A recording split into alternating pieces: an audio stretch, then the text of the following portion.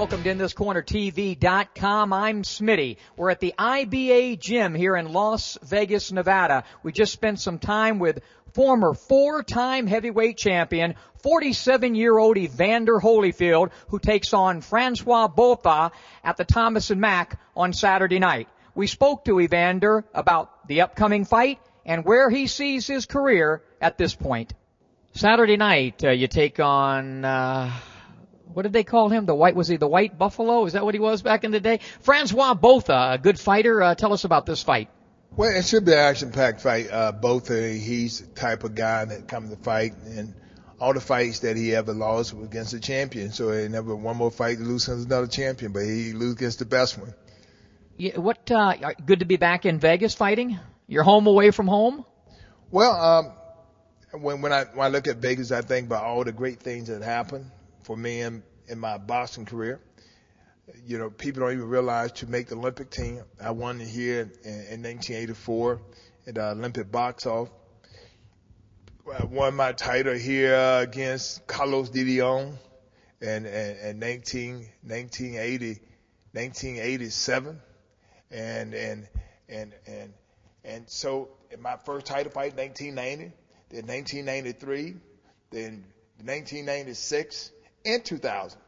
All my heavyweight championship I won here in Vegas. So, you know, Vegas had been a town for me.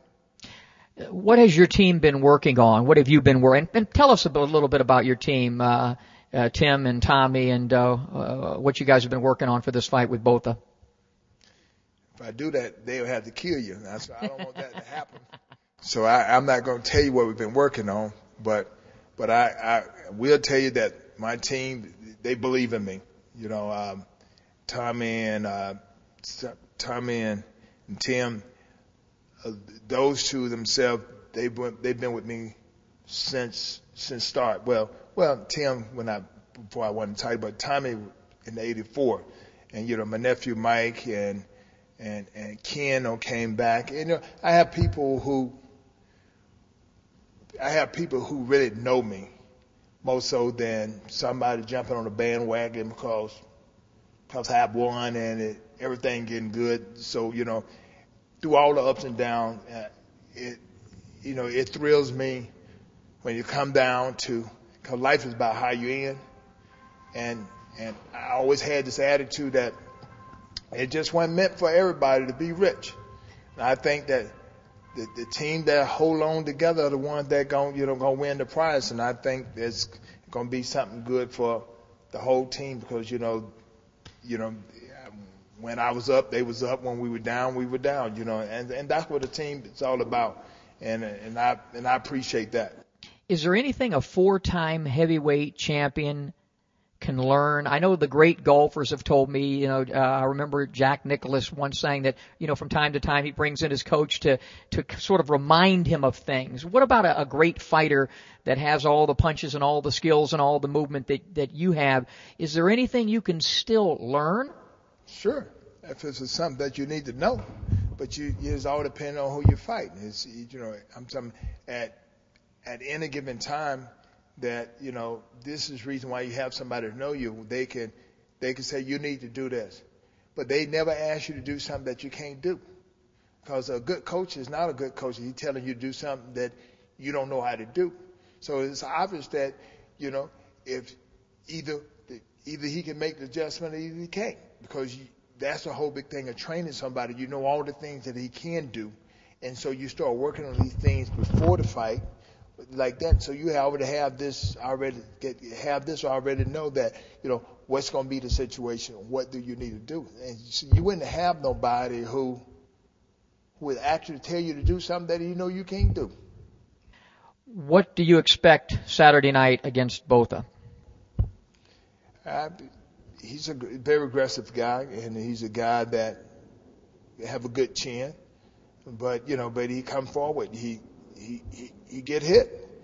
And so I really don't have problem with people who get hit.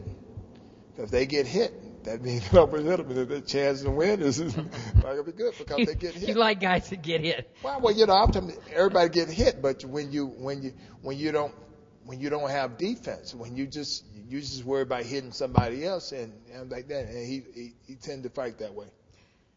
Beyond Saturday night, what do you feel your best path would be to a 5th world title? David Haye just beat a guy you know quite well, John Ruiz. Vladimir's out there. Vitali's talking about retirement. What is your path? What is your direction? And I would think you're in a good position to politic it because there's no bigger name than Evander Holyfield.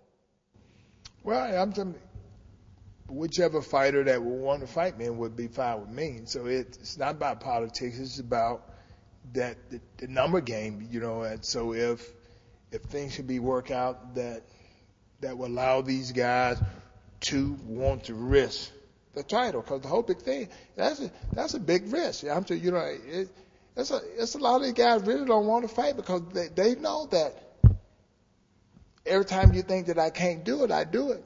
So I'm saying, you know, that's a big risk. So the whole big thing is how much money they're gonna get paid. You know, so it's like how much you're gonna pay them to risk losing their title. How does Evander Holyfield want to be remembered as a fighter and more importantly, as a man? Well, you know, it's just real simple.